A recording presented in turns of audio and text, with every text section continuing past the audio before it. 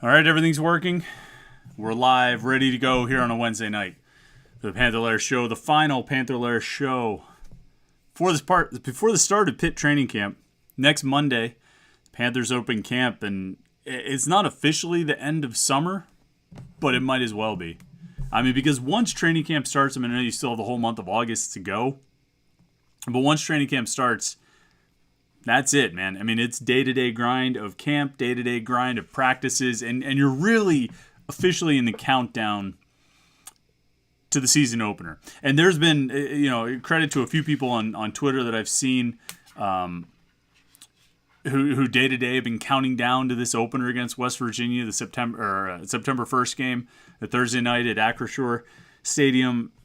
And credit to them, they've been counting down all summer, and I look forward to seeing it go all year, or throughout the rest of the month. I'm looking forward to seeing, how they keep counting down. It's great, but this is the real countdown now. This is when it really starts. It's training camp, for 31 days, give or take a few, with off days and whatnot.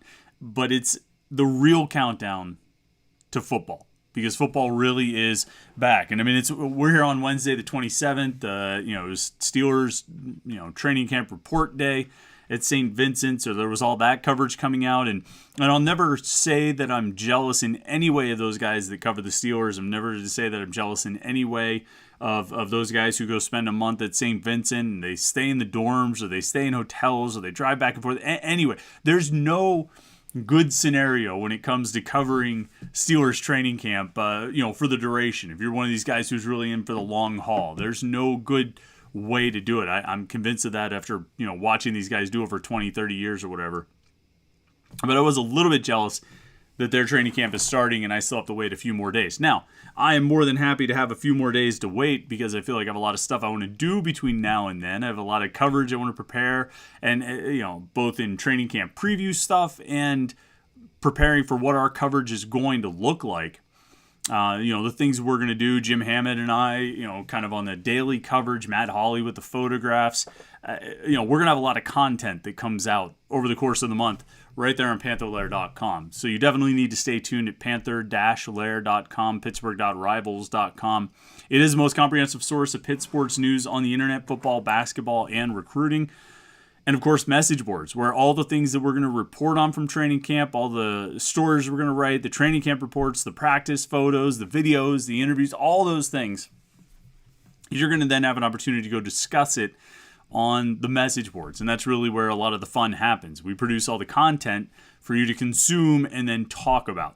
And you see stuff all over the internet. You see stuff all over Twitter. Hey, I saw this story. You go talk about it on the Panther-Lair.com message boards. It's the best online community of Pitt fans. And it's the most comprehensive source of Pitt sports news on the internet. Win-win all over the place. That's where you want to be. And, of course, we have our video content right here at youtube.com/Panther-Lair.com. We have the Monday morning weekend recap. We do every Monday morning just to bring you up to speed on everything you need to know to get ready for the new week. We have this Wednesday night live show at 8:30 p.m. every Wednesday night right here on our YouTube channel. We've had a lot of video interviews that we put out every Friday. The one with Jamarius Burton last week I thought was really good, really interesting stuff with him. We hope to continue that in some fashion over the coming weeks and months, but we'll see exactly how that works out. But in lieu of that stuff, we're still going to have a ton of video content. In addition to the weekend recap and the Wednesday night live show, we'll have a ton of stuff that we put on the YouTube channel, youtube.com/Panther-Lair.com. So make sure you are subscribed there. I don't know if the subscribe button shows up during the live stream, but if you're watching this later, the button should be somewhere around where I'm pointing, because it's not on my screen right now. But like this video, subscribe to the YouTube channel. That's huge for us. It's a big way to spread the word about what we're doing and kind of keep building what we're trying to build here at youtube.com/Panther-Lair.com. And speaking of building, Pat Narduzzi is hoping to build, or continue to build, what he's been building at Pitt. And as we head into training camp, and look, there's so many nuts and bolts details, things that we want to talk about, that we're going to talk about, the top position battles, players to watch, keys to this season, biggest question marks, all those things. And we're going to talk about all those things. And I want to talk about all those things. We've been writing about all those things all week long. And that's what we're going to talk about tonight. But the biggest thing, the overarching thing, the umbrella, that is the biggest question for Pitt this season that'll be answered by all those little individual details that we'll talk about. But the biggest question is that guy right there that you see on your screen, Pat Narduzzi. All right? Everything he built led to the season Pitt had last year. Year 7, they go 11-3, they win the ACC championship. Most successful Pitt season in 40 years. Truly a high watermark for the program, dating back to, the Sugar Bowl at the end of the 1981 season and possibly back to the national championship in 1976. There's not been a year that was as good as what they did last season. It truly was reaching a new level. They truly did break through for that great season. And you want to hash over Western Michigan and Miami and talk about what kind of season it could have been, that it was a great season and it could have been an amazing season, all that stuff. I mean, set that aside. It was a great season. It was the most successful Pitt season in 40 years, right? But now, you got to follow it up. You've built this program. You've built this foundation. And it led to this great pinnacle of success. But that can't be where it ends. It can't be the end of the story. There has to be another chapter. There has to be another season that builds on what was accomplished last year. And you've got some key personnel losses. We'll talk about all the key personnel losses and all the guys that are coming back, because you've got a lot of guys coming back. You've got some big losses. Arguably, your 2 best players from last season are no longer on the roster. But it's college football. There's always going to be turnover. There's always going to be attrition. And there are always going to be personnel changes. How well you've built the program and how well you've built the roster will be reflected in how you follow up your successful season. You have a really successful season. You lose the guys who got you to that level. What happens next? Now, Clemson, obviously was great with Trevor Lawrence. And when they lost Trevor Lawrence, they hit a bit of a fall off. Now, their fall off was still a 10-3 season. If Pitt's fall off is still a 10-3 season, I think everyone will still feel pretty good. You'd be disappointed that you weren't able to reach the same level, but sustaining and staying at or around that level, back-to-back double-digit wins, I think would be good enough to convince most people of a sustained level of success. But you're always going to have attrition.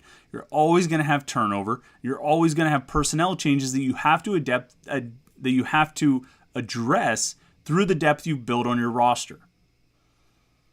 And it really is the truest sign of the efforts you've put in and the work you've put in of whether or not those efforts were, successful. The truest sign is whether or not you can follow up a really good season with another one. And the great programs do it. The great programs build up the level of depth that even when they can go year to year to year, and they might not win a national championship every year, but they'll probably win their conference or be in contention for their conference. And that's the level that Pitt, I think, ultimately wants to be at. Obviously, they'd like to make the playoff. They'd like to have a shot at that. But I think when we've talked about a sustainable level of success for Pitt, it's winning the Coastal in most years, competing for the ACC in some years, and then having that occasional shot at the college football playoffs. And I'm not going to sit here and say that Pitt needs to make the playoffs in 2022. I think we all know that that's a lot of things have to go right. Everything has to go right to reach that level. But as they showed last season, they can get to that level below where they win the ACC, where they compete for the ACC. And we'll just say that, they compete for the ACC. And they don't necessarily need everything to go right, but they need most things to go right. And the way to ensure that most things go right is by having the players to carry it over. Now, fortunately for Pitt, they're returning a ton of starters. Depending on how you want to count it, you could technically say they're returning as many as 18 starters out of the 22 starting positions. You could say that of your 22 starting positions on offense and defense, you've got starters back at as many as 18 spots, maybe 17. We could say 17, right? If you want to count your key the key guys you're replacing is Kenny Pickett, Jordan Addison, the 2 outside linebackers, and Damari Mathis. It's basically 5 open jobs. 17 spots where you've got starters coming back. Now, not all positions are created equal. Replacing a quarterback is a lot different from replacing a defensive tackle. Replacing, similarly, having to replace both outside linebackers is a considerable challenge. You're replacing 2 out of 3 starters, in one unit is different than having to replace 1 defensive lineman or 1 offensive lineman. And so it's not entirely, we can say the numbers, they've got starters back at 17 positions, but that doesn't necessarily tell the entire story. But I think it does point to the amount of talent returning, the amount of players coming back who have experience succeeding, reaching that next level and succeeding once they got there. These 17 starters that are coming back and all the reserves that are coming back and all these guys who have all this playing time, they know what it takes to win the Coastal. They know what it takes to win the ACC, and they've even been at this. They've been in a New Year's Six Bowl, and they kind of know what it takes to win that game too. Because no matter whatever you want to say about Pat Narduzzi's comments, and I know Mel Tucker doesn't want to comment on, he doesn't want to get into hypotheticals, and that's fine.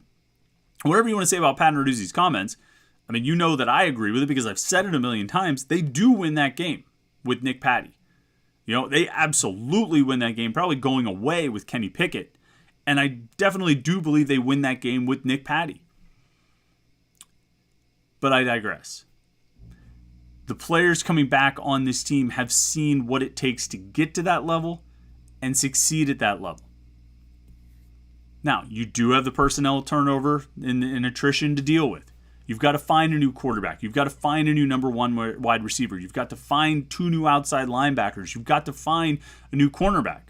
And you have to find a new punter, too, which we probably shouldn't forget about. I'm sure that's something that we'll bring up occasionally, sort of under the guise of, what nobody's talking about? The punter. But you do need a new punter. You had Kirk Christodoulou for 4 years as your starting punter, and now you need someone new. And that's an open job to fill. But you've got open positions. You've got important positions that need to be filled. But all those things are sort of pillars under this tent of that big question. How do you follow it up? What do you do the year after you have your big breakthrough year? Is it back to 8 wins? Or are you back in Charlotte? That might be, I should probably make banners that say that, to put across the top of the video or, put on our training camp 22, coverage, back to Charlotte or back to 8 wins. Because that's what it is. And I think there are a couple key factors that are going to determine which one you end up, where you end up on that scale. But I really think you're either back to Charlotte or you're back to 8 wins. Now, that's probably not fair. You could probably, Pitt could win 8-9 games in the regular season, but lose to Miami in the finale, and not, and miss out on winning the Coastal and end up in a bowl game and get to 9 wins or get to 10 wins with a bowl game and, stay above that 8-win plateau. But you understand what I'm saying, though. Are you going back to Charlotte? Or are you going back to 8 wins? It's a big season for Pat Narduzzi because of that. Somebody used to say, a former executive member of the athletic department used to say something along the lines of the reward for a job well done is the opportunity to do an even better job the next day. Now I'm paraphrasing because I could never achieve the man's eloquence, but it was something along those lines, that the reward for a job well done is the opportunity to do an even better job, or the reward for doing a good job is the opportunity to do an even better job. Well, and that may not be fair, and that may create an unsustainable, level, constantly moving level of success, constantly moving the goalposts. But guess what, Pat Narduzzi, that's the profession you're in. You did a great job last year. You had a great season. You had a breakthrough year. What do you do now? So what are going to be the factors? What's going to determine what happens this season? We'll get into comments and questions in a second, but I'll give you a few of my thoughts here. On what I think, and I think you guys are probably thinking, a lot of the same things. But key factors. The difference between 8 wins and going back to Charlotte, right? Back to 8 or back to Charlotte. Number one, I wish it wasn't so cliched. I wish it wasn't so obvious. I wish it wasn't just so easy to say that you already know what I'm going to say.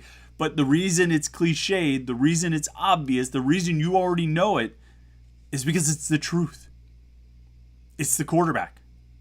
If Kedon Slovis is really good, borderline great, and definitely, if there's a line between above average and good, he needs to be on the other side of the line. He needs to be good.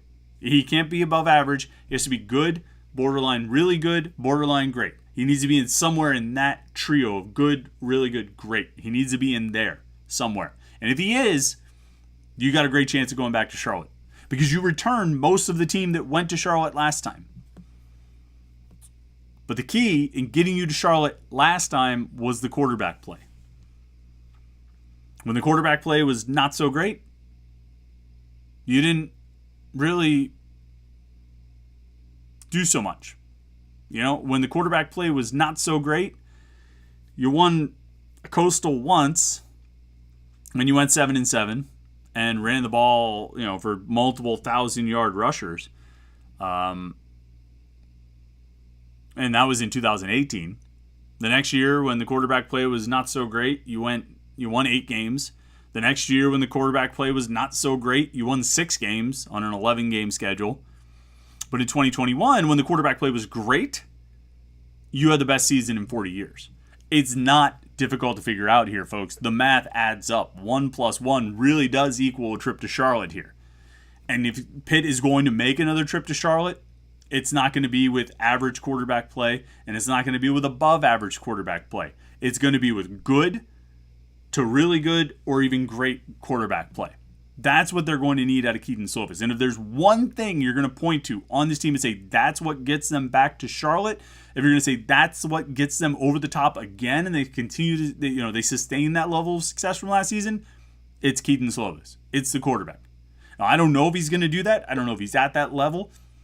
He's got a pedigree. He had a lot of success at USC. He was very good at the Power 5 level. He also had some injuries. His level of play fell off later in his career, in his third year, his junior season at USC. So I don't know what to expect. I think he's got the physical tools. I think he's got a good offensive coordinator working with him, someone with a proven success of developing quarterbacks and working well with quarterbacks. But it's going to come down to whether or not he's good enough. And I don't know that yet. That's the single biggest question mark facing this team. And look, they need to figure out the outside linebackers. You could have a real vulnerability in the middle of the defense. Defensive line is going to be really good. Secondary has a ton of experience. Servassier Dennis is awesome. You need those 2 outside linebackers to play at a high level because there's a lot asked of those guys, particularly at the star linebacker position, but at the money as well. There's a lot asked of those guys. And they have to play well. Because even like a game last year, like the Western Michigan game, where we talked so much about the safeties and the safeties and the safeties. I think the coaches would tell you a lot of the plays that you look at from where we all sit and say, oh, the safety blew it on that play. There were really responsibilities the linebackers had where they blew their responsibilities and gave up the play and left the safety in a position he shouldn't have been in. And so those outside linebackers have a ton of responsibility. They've got to play well. You've got to stay healthy, obviously, at a lot of key positions. You need some of your key defensive linemen to stay healthy. You need Servassier Dennis to stay healthy. You need those 2 safeties to stay healthy. I've said this on Twitter earlier in the week. Eric Hallett and Brandon Hill, what an asset to have. Hallett has started the last 18 games. Hill has started 15 of those 18 next to Hallett. And those guys, having experience and consistency and cohesiveness at the 2 safety spots in this defense is huge. Huge. And we've seen it, year after year with guys like, going back to Jordan Whitehead, to DeMar Hamlin, and now Hallett and Hill. We've seen guys develop and get better at, with time as they play more and more in this defense, as they get more experience and more game reps in this defense, playing those safety positions. And these 2 guys have a ton of experience. They played a ton last year. and even into the season before that. So they're ready to go. You got a lot of strong players. You have a lot, you need those guys to stay healthy. They need to stay on the field. So obviously the offensive line, same. Those things are all keys. But you're going to have to figure out the quarterback. You're going to have to figure out the two outside linebackers. You do need a receiver to step up. I'm on board with thinking Konate Mumfield can be that guy. I also think Bub Means is going to surprise a lot of people. I mean, everything I keep hearing about Bub Means is that he's legit. Like, he's a playmaker, a downfield threat who's going to really attack vertically and give you the ability to attack vertically. It's what they did with him at Louisiana Tech, and I think Frank Signetti will take advantage of that as well. In addition to Jared Wayne, I think being a really sure thing for this team. And then obviously what Gavin Bartholomew can provide, out of the tight end position, Jalen Barton and Jaden Bradley, I think are going to be really. I don't know if there's a Jordan Addison on this team, but I think there are guys who are close enough, and there's enough of them that they're going to be able to make a lot of plays and be a threat. Again, assuming Keaton Slovis can play well.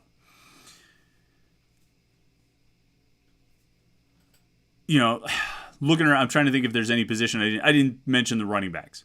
I think those guys are legit. I mean, I've been sold on these running backs for a while. Obviously, I mean, you guys know what I think about Izzy Abanikanda. I think he's going to be a stud. I think he can have a great season. If they give him the ball enough, and I don't mean he needs 500 carries. I mean, I think if they give him 200 carries, he should get 1,000 yards. I really do. I think he's that good. I think if you give him that kind of workload, he's going to produce at that kind of level. And I think he'll catch passes too. If he stays healthy, I don't think there's any reason he can't put up 1,500 yards of total offense, and maybe more. I mean, I think, 1,000 yards. I was going to say I think 1,000 rushing yards would be on the low end for Izzy Abanikanda, but while I do believe he's the number one back and should be the number one back, I think there's plenty of room for carries to go to Rodney Hammond, to go to Vincent Davis, and even Daniel Carter too. So, I mean, I would spread the carries out, but I would make sure I'm emphasizing Izzy Abanikanda because he's the man. He's the one who can make it go. He's an NFL back, and he can make big-time plays if you give him an opportunity. He needs to stay healthy. If he can stay on the field, there's no reason he shouldn't have 1,000 yards rushing and 500 receiving yards, and maybe more rushing, depending on what the workload ends up looking like. That's my quick brush on pretty much all the positions. I mean, I know I just said the defensive line will be good, but I mean, I think that's really what it is. Habakkuk Baldonado and Kalijah Cansey, both on the All-ACC preseason team, as picked by the media. I think that makes perfect sense. I probably would have picked one or two other guys, but that's fine. Those guys are going to be, I think they're going to be beasts up front. I think they are going to be absolute monsters. And, opposing offenses will rue the day that they lined up against Cansey and Baldonado because I think they'll be that good. And they'll be so good that they draw so much attention that whoever is around them, whether it's, Tyler Bentley or a David Green or somebody, or even an Elliott Donald maybe getting some playing time as a redshirt freshman, talking about the tackles, or on the other end of the defensive line, at end, either John Morgan or Dayon Hayes. I think those guys are going to benefit because so much attention will be paid to 87 and 8 that those other guys are going to have an opportunity to, I think, cut loose. I think this defense should get a lot of pressure, get a lot of sacks like they've done for years now, and affect the opponent's passing game in that way, which, we obviously saw how it worked in the ACC championship game, and I don't see any reason it can't work like that again this year. All right, let's get into comments and questions. Everybody's been a lot of stuff posted here. Remember, you can be a super chatter if you want to make sure if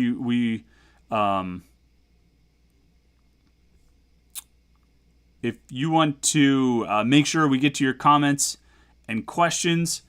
You can be a super chatter. You click that $sign down at the bottom. Throw a couple bucks to the podcast. We appreciate your support.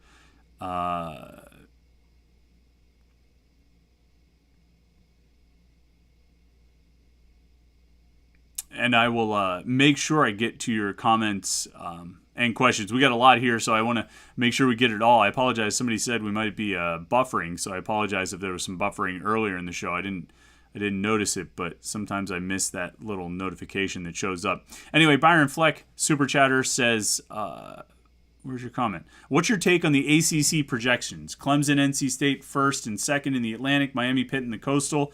Seems about right to me. Yeah, I agree. I can't really disagree too much with that. Clemson obviously will be the pick until they give anyone a reason to think they shouldn't be the pick. 1 year of Wake Forest winning the Atlantic is not going to be enough to knock Clemson off that pedestal. Not yet. So that makes sense. I know a lot of the media, the ACC media, love NC State this year. NC State is to me, they're the North Carolina this year. They've got the hot quarterback, the it boy quarterback, who is not Tyler Van Dyke. It's Devin Leary, ACC preseason player of the year, just like Sam Howell was the ACC preseason player of the year last year. Kind of a dark horse chance of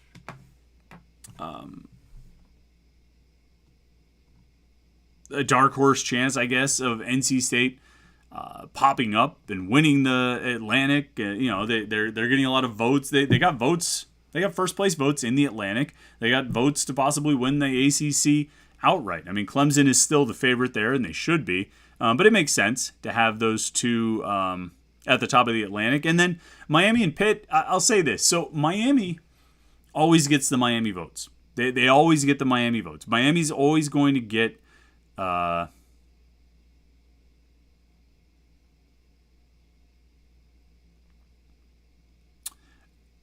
Miami's always going to get credit just for being Miami. Miami's always going to get a certain amount of first place votes in the Coastal just because they are Miami. I went back and looked every preseason poll dating back to the 2013. I didn't look before that, but I'm sure we're probably the same result. But since they went to the divisions as they're currently constructed in 2013 when the ACC expanded with Pitt and Syracuse, Miami has gotten first place votes in the Coastal every single year. No matter what, whether they should or they shouldn't, they've gotten first place votes every single year. Now, we all know they've only won the Coastal one time in that span, 2017, when Pitt famously knocked them out of the top of the polls with that regular season finale win.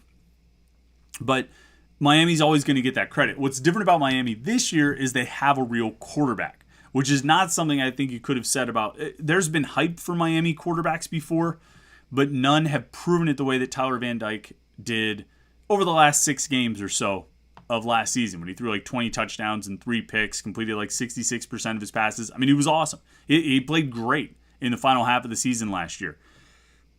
It's only half a season, but he looked good enough that I think most ACC media are willing to buy in on it. I'm willing to buy in. He looked good. I think he looked like he's going to be really good. I was surprised that Devin Leary was the ACC preseason player of the year and not Tyler Van Dyke. But I mean, I guess if you're the bulk of the ACC media and there's no clear, obvious choice from Carolina, then you go with the second best option. You vote for somebody from NC State. So it makes sense, I guess.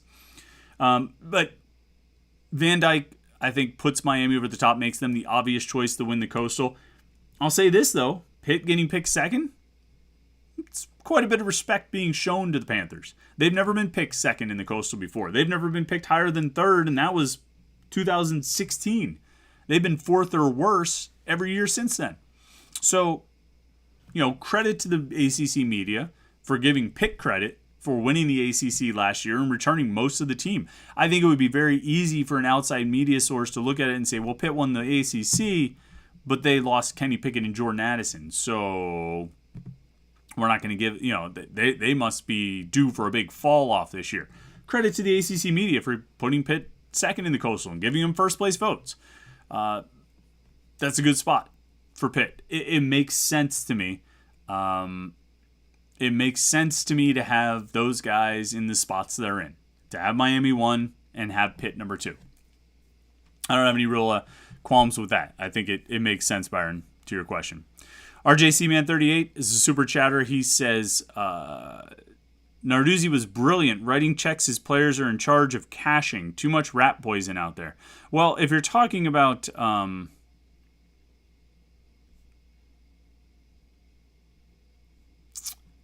if you're talking about some of Pat Narduzzi's comments this week, I'll say this briefly. I said it during the weekend recap on Monday because I was gone last week, and so I didn't really get a chance to react to Pat Narduzzi's comments about how he thinks Pitt would win the Big Ten and all this different stuff. Here's the thing. We've all been watching this for 7 years. Almost 8 years, right? It's been 7.5 years since Pat Narduzzi got hired at Pitt. He has never pretended about who he is. He's never hidden who he is. And he's never really changed who he is. He's the same guy that got hired 7.5 years ago. He's been like this and made comments like this since he got to Pitt. And that's fine. I'm not saying that positive or negative. Pat Narduzzi is who he is. And comments like he made last week, they're getting more attention, I guess. But they're not really all that different from anything he's said over the last 7.5 years. He shoots from the hip. He's kind of brash sometimes. That's just who he is. And so his comments didn't really register with me all that much. It didn't really make much difference to me. It wasn't really on my radar. It was a blip. I read him. I said, there he goes again.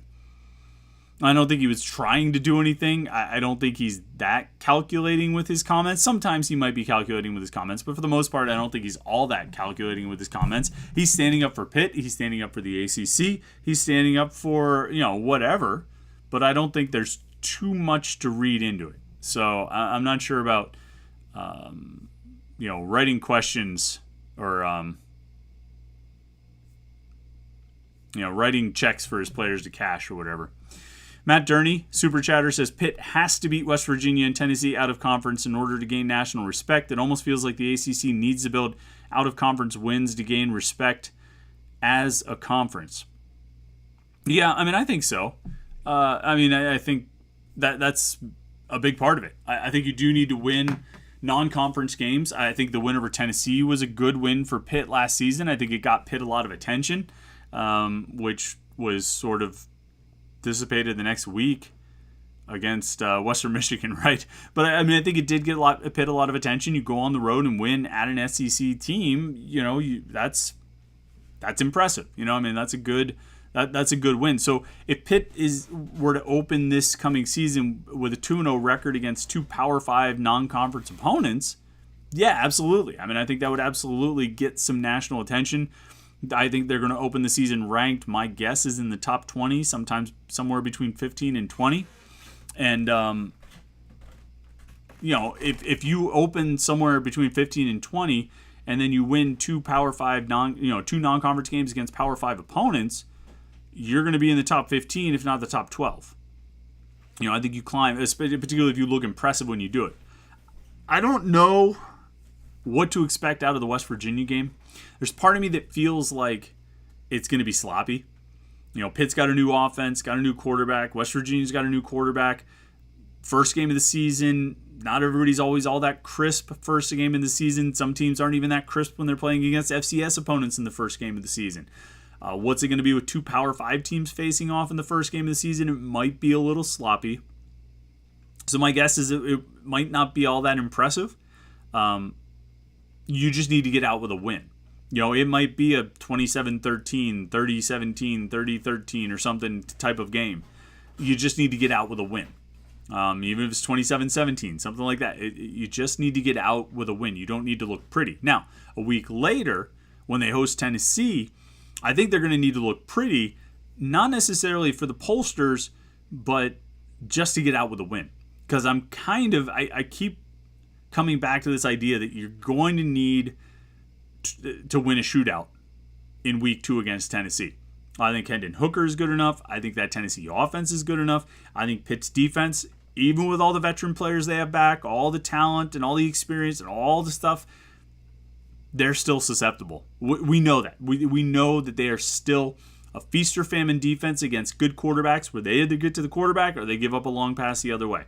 And it almost feels like it's an either-or situation, even though, obviously, logically, we know that's not the case.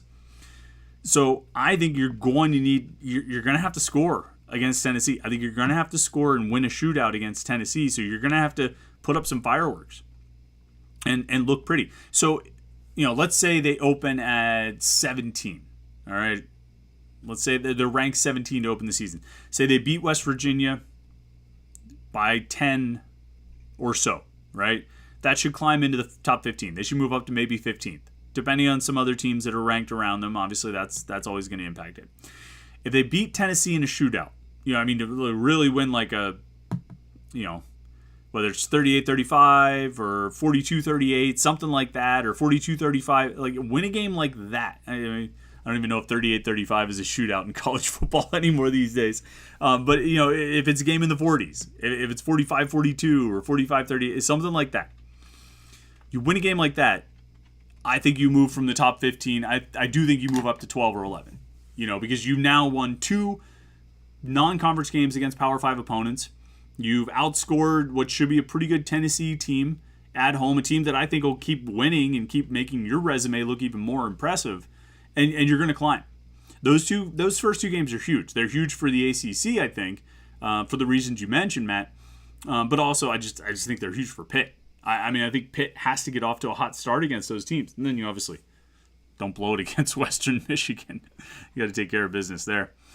All right, let's get to some other questions. TRR says, the board talk today mentioned which true freshmen have the best chance of playing, and I was shocked to read Sean Fitzsimmons' name mentioned by quite a few.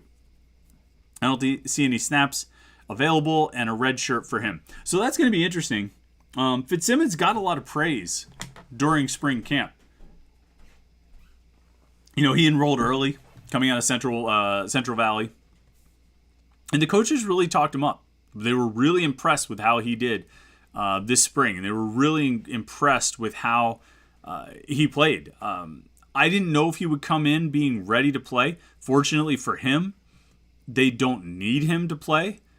But, I think if you have an opportunity, if you have a guy who looks like he can make plays at defensive tackle, you take a shot. You've got some veterans there. Obviously, Devin Danielson and David Green and Tyler Bentley are all redshirt seniors. They've all been around a long time. Kalijah Kancey is obviously a huge playmaker, a guy who's going to put up a ton of sacks and tackles for loss out of the tackle position. But if you could get another guy who can be productive, because Danielson, Bentley, and Green just aren't that productive, and they haven't been that productive in their careers. But if you could get another guy who could be productive, maybe not on Kancey's level, but somewhere close to it, I'll tell you the guy I'm looking at.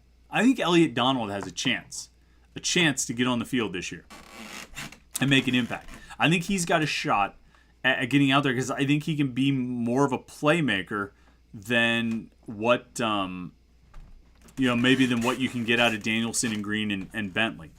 I'd be interested to see what a tandem of Kalijah Kancey and Elliott Donald looks like and how it does. Coaster King says, does Georgia getting Haynes help with Hakeem Williams? Yeah, Georgia got, what was his name, Yazin Haynes, a decommit from Penn State, committed yesterday or today, I forget which day it was. And look, anytime, right now, the main competition for Hakeem Williams, the 5-star receiver, Pitt's main competition for Hakeem Williams is Georgia. I think right now. Things can change over the course of the next 4 months, 5 months, but that's the main competition right now. So anytime Georgia gets another wide receiver, and anytime Georgia adds a player at that position, it's going to help Pitt's chances. Absolutely. Peter Berlin says, is this the most important Pitt football season in 50 years? I say yes, given the importance of NIL and our need to capture the casual fan and business community, plus conference expansion. Thoughts? Most important Pitt football season in 50 years. So 50 years would take us back to 1972. Heading into the season, I don't know. I can't answer your question, Peter, but I'll say this. Excuse me. I'll say this. It's huge. I mean, there's a lot riding on this season. I agree about that. I mean, right now, I think a lot of people locally, a lot of people regionally, a lot of people in the conference, a lot of people nationally are waiting to see if Pat Narduzzi has really built a sustainable program or was a one-hit wonder. You know what I mean? A one and done, and they're going to drop back down to 8 wins. I think a lot of people are curious about that, and recruits included. I think that's part of it. You know, I think everyone's wondering what Pitt is going to do. Kind of like I said from the start, what is Pitt going to do for a follow-up? And when you talk about NIL and you talk about the business community, you talk about recruits, you need to do everything you can to establish yourself right now. Because it does feel like a game of musical chairs with the conferences, with recruiting, with NIL. It's getting more and more competitive in recruiting, and you need every advantage you can get. If you can put another ACC championship trophy in the hall there in the South Side, then that's another advantage for you. Absolutely. John McDonald says, are you wearing a Dwayne The Rock Johnson brand shirt? No, I'm not. No, this is Aurochs, the gluten-free brewery out in Emsworth. The best. It's a great place. They got a tasting room. You can pick up 6-packs, or you can go have a draft there. It's the only place I know where I can get a gluten-free draft beer. So I'm a big fan of Aurochs. Go check them out. They're in Emsworth. It's good beer. Really good beer. TRR says, what's the deal with not dropping the Cincinnati series starting next season? Cincinnati, West Virginia, and Notre Dame in the out of conference. Who thinks this is neat or honorable? Well, I mean, I think, do you want to pay for it? Like, do you want to put up the cash to pay to buy yourself out of a 2-game home and home with Cincinnati? I mean, Cincinnati wasn't going to the Big 12 when they put that series on the books. People complain about Pitt playing road games at non-Power 5 teams in the non-conference. But it's just a reality. You can't pay teams to come here every year because that adds up. If you just pay for those one-off series where a team comes to your stadium and that's it, and you don't go on the road, it's not a home and home. If you just pay for those, it's expensive and it adds up. And I'm not saying Pitt doesn't have the budget for that, but it's not a good use of funds. It's not a good use of money to spend that to never play a home and home. So that's why they have a home and home with Western Michigan. It's why they have a home and home with Cincinnati. It's why in the past they've had home and homes with Buffalo, or Ohio, or some of these teams. They had a home and home with Marshall on the books. They ended up getting out of the trip down there, but you have to do it sometimes. And most schools, probably 55 of the 65 Power 5 schools, maybe more, do it. They play home and homes because you just can't, it doesn't make sense just to pay teams to come to your stadium all the time. And so they had the Cincinnati series on the books, and, I don't think it doesn't make sense to buy out of it.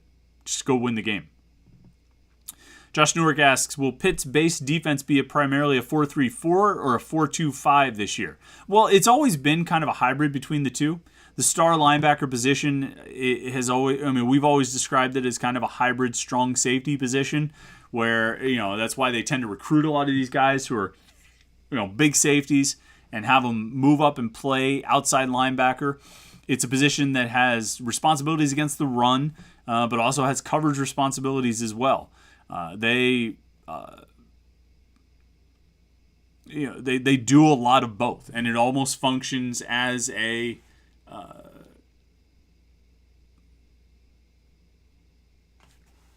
it almost functions as a 4-2-5. It almost kind of works like a 4-2-5 because that outside linebacker is out over the slot so much. It's not a 4-2-5. That's still a linebacker more than a safety, but it kind of works that way. And then they do go into a defensive sub package where they're almost really kind of a 3-4, again with 4 defensive backs.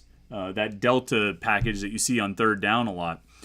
They do go into that quite often. On third down all the time. And that's sort of like a 3-4, or at least it was more like a 3-4 last year. In the past, it's been more of like a 3-3-5. And I'm guessing they'll go back to that of 3 linemen, 3 linebackers, and an extra safety out there. Whereas last year they went 3 linemen, 3 linebackers, really 4 linebackers, with the 4th being John Patrician, who was kind of a safety, kind of a linebacker. So it's going to be a 4-3. The way that one outside linebacker plays, it's kind of like a 4-2-5. Let's see here. Josh Newark says, Peak, how far in advance should I tell my wife I need extra money to see Pitt in Los Angeles for the national title game? I don't know. You could probably wait to get tickets. I don't think you need to do it too far in advance. I think you'd be all right. Let's see here. Dan Juby says, odd question, but what is your read on special teams? The kicker was shaky in 2021, but I assume Scarton will stay the place kicker. Wondering how punter and long snapper look since both are losing veteran guys. Yeah, that's a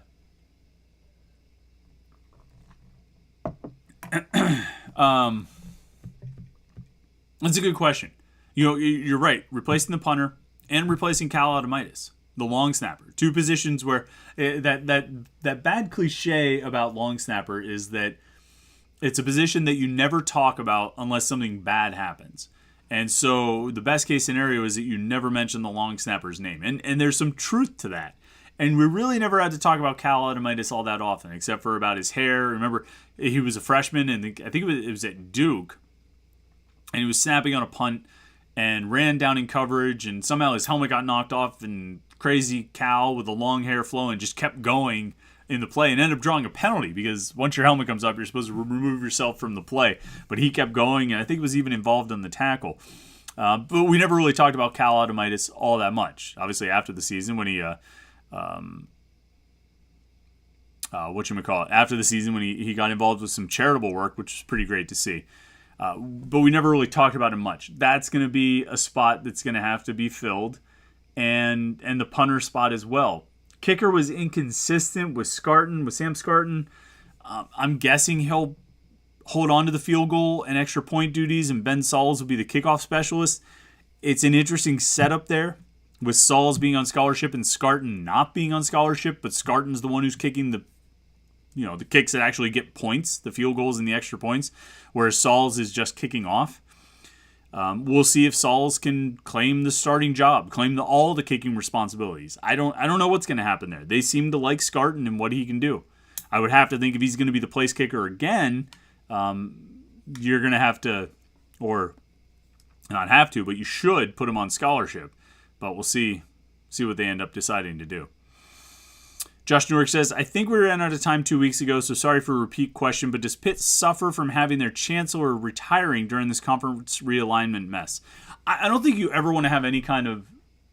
You'd like to avoid transition during a situation like that, like this, or during a time like this, I should say. And you bring up a good point, Josh, because I think we talk about these conference moves and we talk about them almost exclusively in terms of athletics, which is understandable. That's our perspective. That's where we're coming at it from. But it really happens above the level of the athletic departments.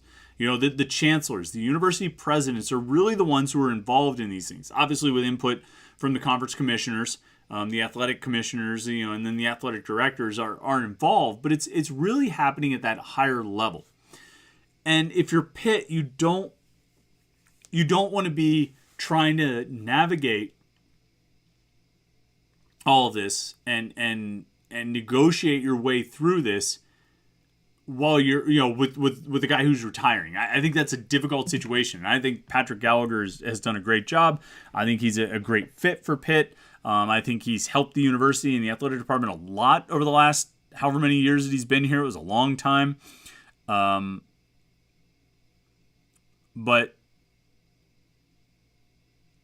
I don't know. It seems less than ideal to be in a transition period while this is happening. But I mean, you've seen it with the Pac-12 conference commissioner changing, the Big 12 conference commissioner changing. And even the ACC, Jim Phillips has only been around for a year or two. It still feels like he's new. And so, but even the Big Ten has had recent conference leadership changes. So I don't know. As far as Pitt specifically, I think it is tough. You don't necessarily want to have that kind of transition. It'll depend on who they hire and who they bring in and what their approach is to athletics. TRR says, with the recent offensive line recruit, are they done at the position and will only take Rammel? So, yes, I would think so. So they have 5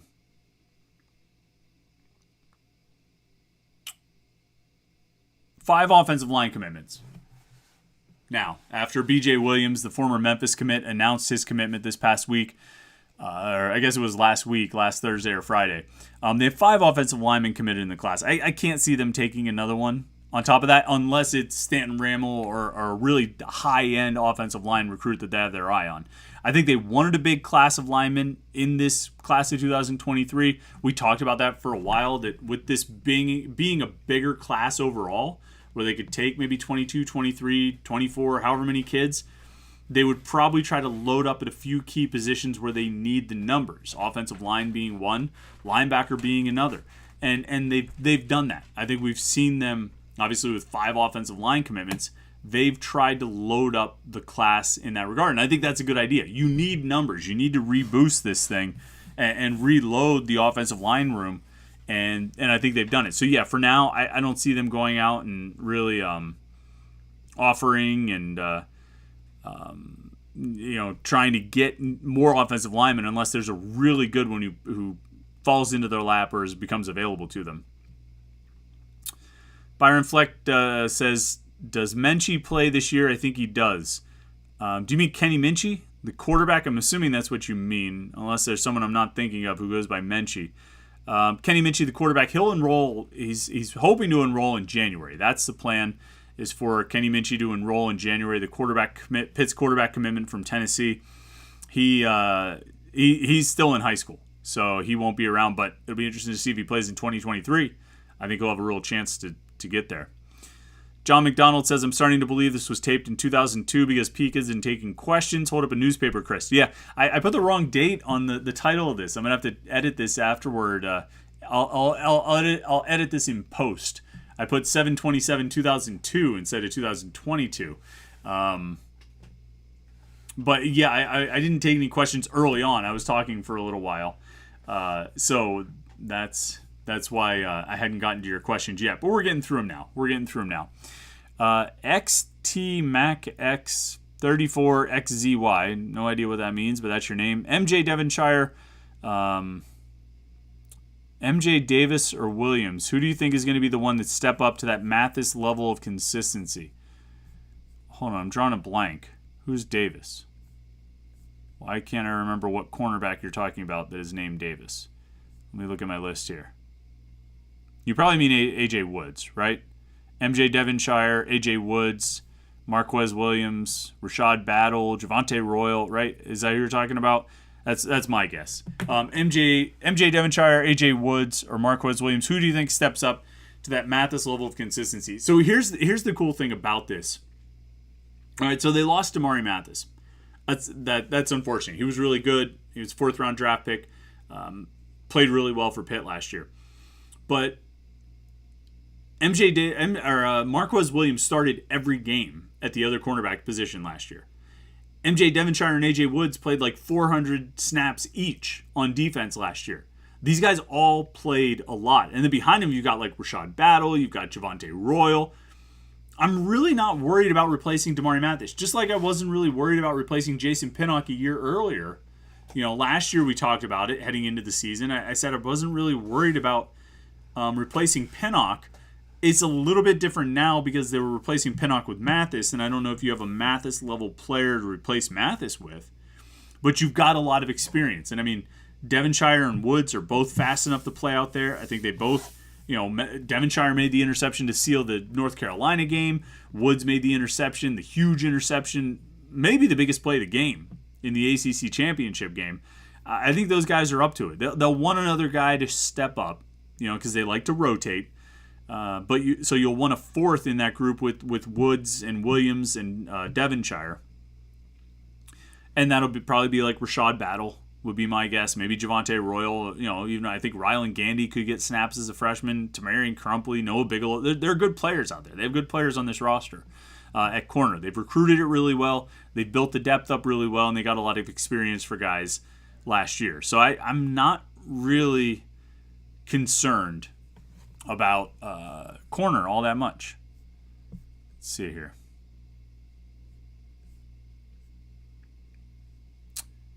John McDonald says, Chris Peak, who will start at star linebacker next year? If you mean this coming season, my guess is Solomon DeShields. Peter Berlin says, you drinking tonight? Nope, I'm not drinking tonight. Sorry. RJCman38 says, projected wins by the media, 8.75 wins. I have them over that. You? Do I have them win? Yeah, I mean, they should. If Keaton Slovis is good, they should win 9 games or more. That's what I would say. Let's see here. The Panther Room says, where do you think Pitt will fall in conference realignment? I hear the SEC is looking at Clemson, Virginia, North Carolina, and Miami. Haven't heard anything about Pitt yet. Well, I mean, you left out Florida State. I mean, I think Florida State is the one that always gets rumored, right? Clemson, Florida State, North Carolina, and Miami. Look, here's the thing. All right, scenarios for Pitt. Scenario 1, the ACC adds Notre Dame and stands pat as it is. Scenario number 2, Pitt gets an invite to the Big Ten or the SEC. Scenario number 3, the ACC doesn't get Notre Dame, but they add like Oregon and Washington or something like that and holds everybody else together. The conference holds together otherwise. Those would all be sort of the ideal scenarios. Probably in that order of what would be the most ideal scenarios. Would be Notre Dame joining the ACC would be the number 1 most ideal scenario for Pitt. Number 2 would be getting an invite to the Big Ten or the SEC. I'll lump those together. And then number 3 would be the ACC not getting Notre Dame, Pitt not getting invited to any of those other conferences, but the ACC adding like Oregon and Washington and holding everyone else together and being a 16-team league. Those would be the most ideal. I don't think it's very likely that Notre Dame's going to join the ACC. I don't think it's very likely that Pitt's going to get invited to the Big Ten or SEC. And I don't think it's very likely that the ACC is going to add Oregon and Washington and hold the whole conference together in that form. I don't know what happens with Pitt. You know, maybe what happens with Pitt is the Big Ten and SEC really do get to a point where they've absorbed basically the entirety of the Power Five. And they're filling out their conferences to get to 24 or so, you know, to get that the last 1 or 2 teams to get up to 24 teams each, and one of them invites Pitt just because it's a program with a history. It's in a semi-sizable media market. It's, you know, they've had recent success. All these things. I mean, it's that might be the most realistic scenario. At least of the scenarios that end with Pitt having a positive result. So I don't know, but I don't know. I don't know what's going to happen. You know, I think the ACC will hold the teams in the conference through that 2036 expiration of the grant of rights. And after that, who knows? Who knows? All right. I think we're about out of time here. Like I said, we've got lots of great content planned for you in training camp. Starts on Monday. We'll have a lot of coverage from Monday. And then throughout the next 5 weeks as we lead up to the return of the Backyard Brawl on September 1st at Acrisure Stadium. I know I'm looking forward to it. I'm sure you are as well. In the meantime, stay tuned to Panther-Lair.com, Panther-Lair.com, Pittsburgh.rivals.com. It's the most comprehensive source of Pitt sports news on the internet, football, basketball, and recruiting. You can find it all at Panther-Lair.com, Pittsburgh.rivals.com. Make sure you like this video, subscribe to the YouTube channel. That's huge for us. I really appreciate it.